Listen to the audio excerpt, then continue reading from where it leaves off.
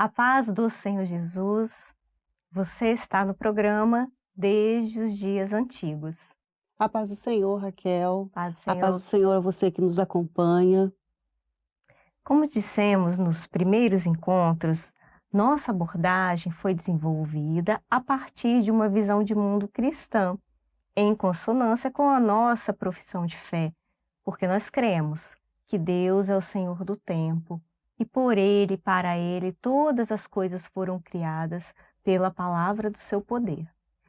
Nas aulas anteriores, estudamos acerca da região da Mesopotâmia, que foi um dos primeiros centros de civilização urbana, considerada por historiadores como uma das mais antigas regiões do mundo. Em razão da necessidade de um sistema de defesa, os antigos povos mesopotâmicos construíram povoações fortificadas, que mais tarde se tornariam cidades. Acompanhem com a gente na imagem. São exemplos dessas cidades: Adab, Eridu, Ixim, Kish, Lagash, Larsa, Nippur e Ur. Alcançaram destaque também as cidades edificadas por Nimrod, um poderoso caçador, filho de Cush, que era filho de Cão, filho de Noé. Então, Nimrod era bisneto de Noé. Essa referência nós encontramos em Gênesis 10, versículo 8, quando a Bíblia nos traz a genealogia de Noé. E Cush gerou a Nimrod. Este começou a ser poderoso na terra. E este foi poderoso caçador diante da face do Senhor. Pelo que se diz, como Nimrod, poderoso caçador diante do Senhor. E o princípio do seu reino foi Babel, e Ereque, e Acade, e Caune, na terra de Sinear. São nomes bastante conhecidos, não é, Cláudia? Sim. E a Bíblia, ela também menciona a região da Mesopotâmia como por conta da trajetória de Abraão, né? Quando ele parte de Ur dos Caldeus para a região de Harã. Ur foi uma cidade fundada pelos sumérios, que, como vimos, foram povos pioneiros no desenvolvimento da civilização mesopotâmica, né? Desenvolveram-se no Vale dos Rios Tigre e Eufrates. E vejamos então o que o texto bíblico nos fala a respeito disso, em Gênesis capítulo 11, versículo 31.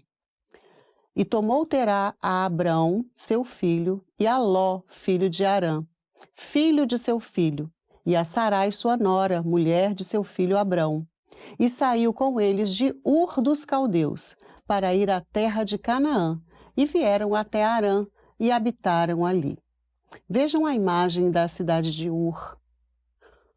Abrão, ao sair de Ur, amando de Deus, está quebrando um ciclo histórico de politeísmo predominante no mundo antigo, inaugurando uma forma de relacionamento com Deus, único, bondoso, um Deus maravilhoso.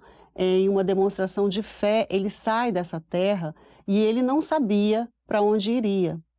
Esse relacionamento construído entre Abraão e Deus foi sendo construído a ponto de quebrar outros paradigmas do politeísmo. A exemplo, foi o episódio em que Deus manda a Abrão matar o seu filho Isaque, o oferecer a ele.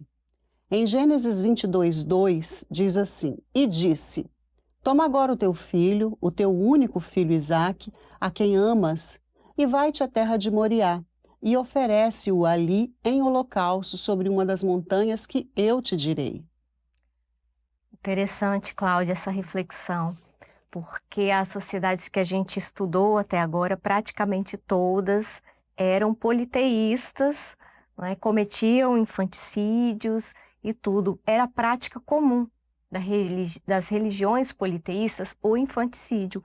A quebra dessa prática se deu quando, na hora do ato, Deus envia um anjo que bradou a Abraão, o ordenando que Maravilha. não estendesse a mão sobre o moço, Isaque.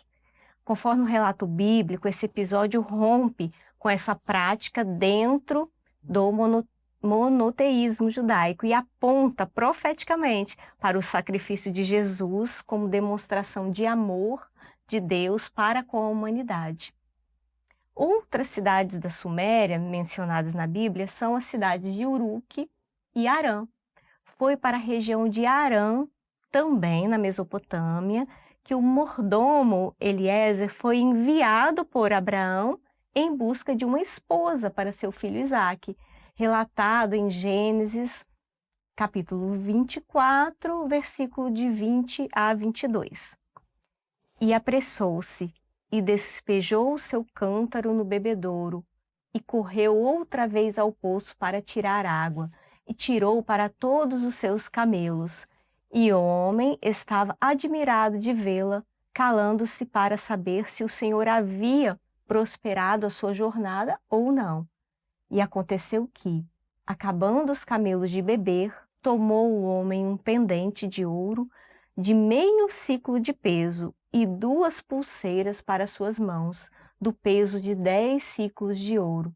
Então, a Bíblia traz vários relatos de povos da região da Mesopotâmia. Também relata vários registros dos povos elamitas, oriundos das montanhas de Elam. A capital de Elam e sua cidade mais importante foi Susa, ou Suzã, que foi posteriormente a capital do Império Persa, mencionado nos textos de Neemias. Vejamos Neemias 1, verso 1. As palavras de Neemias, filho de Acalias, no mês de Quisleu, no 20º ano, enquanto eu estava na cidade de Suzã. Esther também, no livro de Esther 1, 2 a 5, diz o seguinte: naquela época, o rei Xerxes reinava em seu trono na cidade de Suzã, e no 3º ano do seu reinado, deu um banquete a todos os seus nobres e seus oficiais. Estavam presentes os líderes militares da Pérsia e da Média, os príncipes e os nobres das províncias. Durante 180 dias, ele mostrou a enorme riqueza do seu reino e o esplendor da glória de sua majestade. Terminados esses dias, no jardim inteiro do palácio, o rei deu um banquete para 7 dias para todos os povos que estavam na cidadela de Suzã, do mais rico ao mais pobre. Pois é, Raquel, isso é muito interessante, porque esses são apenas alguns exemplos de citações desses povos mesopotâmicos que a gente pode encontrar na Bíblia. Os povos mesopotâmicos eram predominantemente politeístas, adoravam vários deuses, né? Muitos desses deuses eram associados a elementos da natureza, outros representados por figuras de animais, prática denominada de zoomorfismo. Nessa região da Mesopotâmia, teria nascido aí os horóscopos, uma associação dos astros com a vida das pessoas. Contudo, essa prática apresentava apenas aspectos da vida terrena, não transcendendo a nenhuma esperança após a morte. As divindades sumerianas eram capazes de praticar tanto o bem quanto o mal. O nome disso é monismo. Alguns desses deuses eram invejosos, sanguinários e irados. Aqui, amigos e irmãos, é que a gente pode observar o seguinte, que a cultura religiosa se difere do Deus Criador, que se revela a Abraão e a Moisés, um Deus único, Criador dos céus e da terra. Outra evidência que Moisés não se apropriou de mitos sumerianos para escrever a criação do mundo e o dilúvio. Ao contrário, ele se contrapunha a uma cultura politeísta e idólatra. A Mesopotâmia, portanto, desempenha um papel crucial nas narrativas bíblicas, especialmente no livro de Gênesis. Além de Ur dos Caldeus, outra importante cidade mesopotâmica é Harã. Harã foi a cidade para onde Abraão e sua família se mudaram após a morte de seu pai, Terá. A cidade de Harã serviu como um ponto de transição antes de Abraão continuar a jornada para a Terra Prometida. Além disso, a Torre de Babel, também localizada na Mesopotâmia, simboliza uma tentativa da humanidade de alcançar o céu e, subsequentemente, a intervenção divina que culminou na confusão de línguas e na dispersão dos povos. Bom, na próxima aula, no próximo episódio, trabalharemos a respeito do Império Assírio. Eu já estou ansiosa. Estou curiosa, muito Cláudia, curiosa, fazendo esse link aí entre a eu- história da humanidade e a Bíblia. Teremos convidado, Cláudia? Provavelmente. Olha. Será?